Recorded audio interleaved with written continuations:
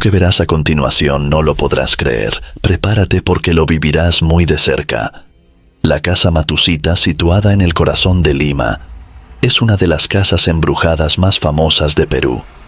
La casona, de 2 pisos y con un aire colonial, ha sido objeto de múltiples relatos de terror y misterio que han perdurado a lo largo de los años. La leyenda más conocida sobre la casa Matusita cuenta la historia de un hombre rico y poderoso que vivía allí con su familia y varios sirvientes durante los años 60. Una noche, el hombre regresó inesperadamente a casa y encontró a su esposa en una situación comprometedora con otro hombre. En un arrebato de ira y celos, asesinó brutalmente a su esposa, a su amante y a todos los sirvientes presentes, antes de suicidarse. Desde esa noche trágica, la casa quedó marcada por el horror y la tragedia. Tras estos eventos, se dice que la casa quedó embrujada. Las personas que han intentado vivir o trabajar en la casa han reportado experiencias escalofriantes.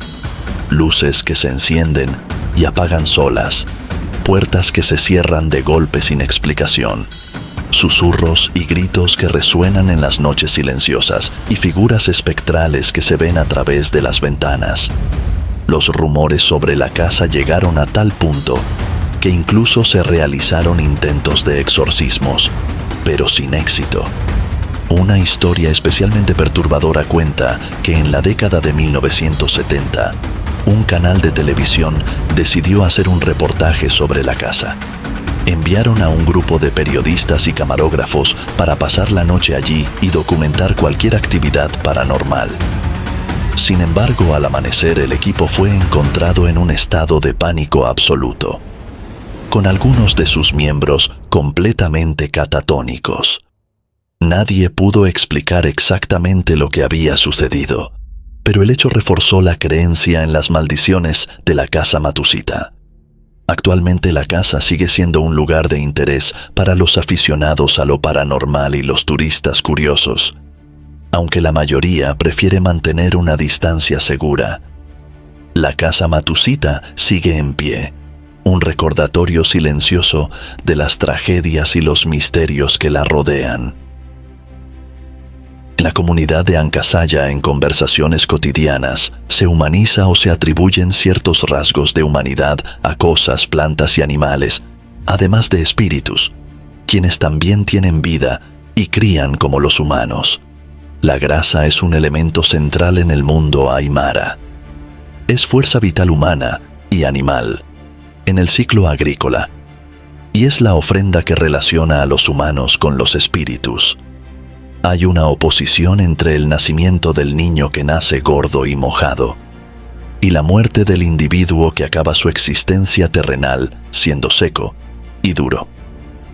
La importancia de la grasa para los seres vivos se puede rastrear en diferentes analogías.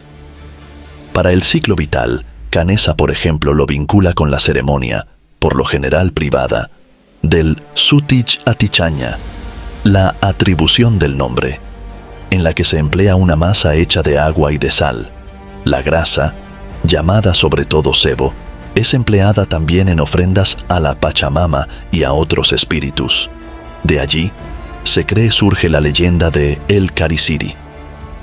Cariciri, conocido también como el demonio del altiplano, es un mito andino que para muchos pobladores de diversas provincias ha sido el responsable de decenas de muertes a lo largo de los años. Algunos lo describen como un ser antropomórfico de pelo amarillo, gigante, cruel y nocturno, mientras que otros señalan que también puede adquirir la forma de un animal. Aquel que se lo encuentre empieza a tener sueño, lo cual es aprovechado por el ente para extirpar toda la grasa de su víctima, dejándolo con una enfermedad que ha sido comparada por algunos con la anemia. En otras zonas recibe el nombre de Fistaco Ñacac o Caricari, pero es conocido mayormente como Cariciri, cuya traducción del quechua al castellano sería el chupador de grasa. Algunos lo describen como un ser antropomórfico de pelo amarillo, gigante, cruel y nocturno, mientras que otros señalan que también puede adquirir la forma de un animal. Según el maestro curandero Romualdo Coya, el Cariciri es alguien que ha hecho un pacto con Satanás y que practica la magia negra. En 2012, el programa Al Sexto Día realizó un reportaje en el cual los habitantes y la prensa puno del pueblo de Paucarcolla afirmaban que una niña de 14 años había fallecido a causa del Cariciri. Las compañeras de colegio de la menor manifestaron que la vieron paseando con un hombre. Habría sido este demonio. Desde que la niña salió con el Cariciri, habría enfermado sin ningún motivo aparente, presentando fiebre, dolores de estómago y diarrea. Tras trasladarla con los médicos y estar hospitalizada durante 7 días, la menor falleció. Los curanderos indicaron que fue un error llevarlo a los galenos, ya que la enfermedad fue provocada por el Cariciri. La Catedral de Arequipa, una majestuosa estructura ubicada en la Plaza de Armas de la ciudad, es testigo de una de las leyendas más escalofriantes del Perú, la historia del ahorcado del campanario. Durante la época colonial, se cuenta que un sacerdote fue acusado de herejía por desafiar las doctrinas establecidas por la Iglesia Católica. Aunque mantenía su inocencia, las autoridades eclesiásticas decidieron castigarle de manera ejemplar. Fue condenado a morir en la horca, y la ejecución tuvo lugar en el campanario de la catedral, a la vista de toda la ciudad. La imagen del sacerdote colgado en lo alto del campanario quedó grabada en la memoria de los habitantes de Arequipa. Desde esa fatídica noche, el espíritu inquieto del sacerdote ha sido visto y sentido por muchos. Los relatos hablan de pasos resonando en el campanario, especialmente cuando las campanas suenan a medianoche. Los visitantes nocturnos y los guardias de la catedral han reportado ver la figura de un hombre colgado, balanceándose suavemente con el viento. El ambiente en el campanario se describe como opresivo, con una sensación de tristeza y desesperación que embarga a quienes se atreven a subir. Un relato particularmente aterrador narra que en una ocasión, un grupo de turistas decidió explorar la catedral después del cierre. Al llegar al campanario, comenzaron a escuchar susurros y lamentos. De repente, una de las turistas gritó aterrorizada. Había visto claramente la figura de un hombre colgado del techo. El grupo salió corriendo y al día siguiente, uno de ellos fue encontrado en estado de shock, incapaz de hablar sobre lo que había visto. La leyenda también cuenta que la madre del sacerdote, devastada por la muerte de su hijo, intentó contactar con su espíritu a través de rituales y rezos. Aunque nunca se confirmó si logró comunicarse con él, se dice que su presencia también puede sentirse en la catedral, como una figura protectora que intenta consolar a su hijo. La historia del ahorcado de la Catedral de Arequipa sigue viva en la memoria colectiva de la ciudad. La catedral, con su impresionante arquitectura y su aire de solemnidad, se ha convertido en un lugar de respeto y temor, donde la línea entre el mundo de los vivos y los muertos parece más delgada que nunca. Estos parajes solitarios, por mucho tiempo hoy algo poblados, guardan la leyenda de San Juan de Chicuate. Narra que en el siglo XIX vivían en el caserío de Cajas, Perú, 2 sordomudos, que continuamente traían apreciables cantidades de oro, y contaban que lo traían del sitio en donde estaba encantado el antiguo y riquísimo pueblo de Chicuate. Allí existía una gran laguna, cuyas vertientes arrastraban pepitas de oro. La codicia y la envidia movieron a muchos seguir ocultamente a los sordos mudos para descubrir tan extraordinario tesoro.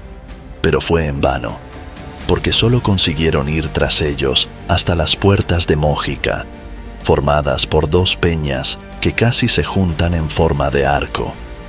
Desde ahí empezaba la senda que conducía a la aurífera laguna y lugar en donde estaba encantado el pueblo de Chicuate. Pero de una manera misteriosa, Los sordos mudos desaparecían envueltos en la espesa neblina. Los mudos habían heredado el secreto de sus abuelos, que conocieron a una pastora que había escapado de quedar encantada por estar pastando sus ganados al momento en que se produjo el encantamiento de Chicuate. Pero, ¿cómo quedó encantado el pueblo? Construido por los incas y en el cual se establecieron los españoles, en el templo, en los edificios públicos, en las casas resplandecía el oro que abundaba por doquiera. Vasos, vajillas, artefactos eran de oro. Los chicuateros vivían en la opulencia, a tal punto que se olvidaron de Dios y se dedicaron a una corrupción como Sodoma y Gomorra. Pero llegaron los años que precedieron al encantamiento. Raras cosas se vieron.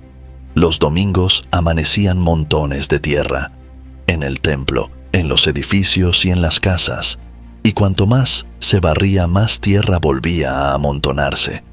Los chicuateros, presintiendo un castigo del cielo, acudieron al glorioso patrón San Pedro, pidiéndole su intersección ante el Maestro Divino. Su venerada imagen comenzó a recorrer los campos en procesión, pero ya era tarde. Decretado estaba el encantamiento del pueblo de Chicuate. Un viernes a medianoche se oyeron ruidos profundos bajo tierra. Corrieron vientos tempestuosos. Se escucharon lúgubres tañidos de campanas y luego un terremoto se tragó al pueblo y vomitó en su lugar una laguna inmensa.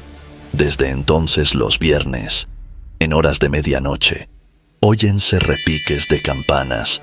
Se ven emerger del fondo de la laguna toros bravos que tienen los cuernos revestidos de achupallas, y cuando algún mortal quiere acercarse por esos parajes, todo desparece envuelto en espesa neblina. ¿Qué es Chicuates? Es algo misterioso, seguro, tan misterioso como el Triángulo de las Bermudas, la puerta de entrada a una dimensión desconocida. Algo como la entrada a las ciudades secretas del mundo mágico de Harry Potter. Los viajeros que transitan del Carmen de la Frontera a Zapalach, bordeando el Cerro de las Chinguelas, en el silencio de la soledad del paisaje creen oír balidos de vacas, ladridos de perros, murmullos de conversaciones, canto de gallos en las soledades del páramo, y concluyen: es Chicuate la ciudad encantada. Esta leyenda de Chicuate es la que ha permitido mantener deshabitada la cordillera de las Chinguelas hasta el límite de la línea de frontera con el Ecuador. En el Cerro Pan de Azúcar, para los campesinos es una zona prohibida, misteriosa, encantada, en la cual no se atreven a explorar, menos a vivir.